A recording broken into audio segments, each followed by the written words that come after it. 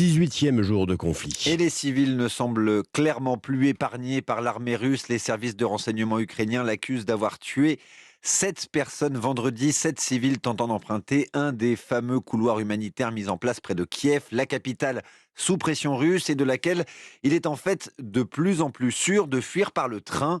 Reportage à la gare centrale de Kiev de notre envoyé spécial Nicolas Tonnet. Dernier appel pour le train 8625, Kiev-Lviv, juste à l'heure, voie numéro 3. 14h50, le convoi commence à rouler, trop tard pour Sergueï.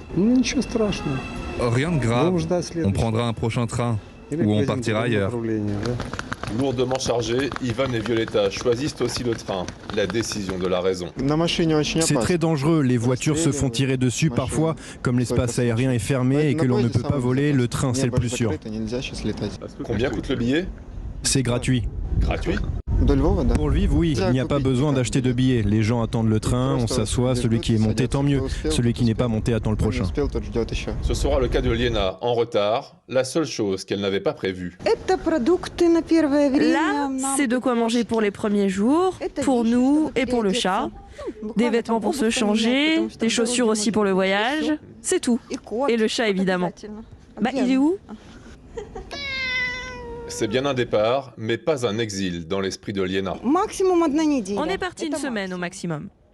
On s'est dit qu'on devait rentrer avant que les fleurs fraîches qu'on a laissées chez nous ne sèchent. On a un objectif. Quai numéro 10, un train arrive, lui aussi juste à l'heure, la ponctualité comme un dernier élément de paix. À Kiev, Nicolas Tonnet, Europe 1.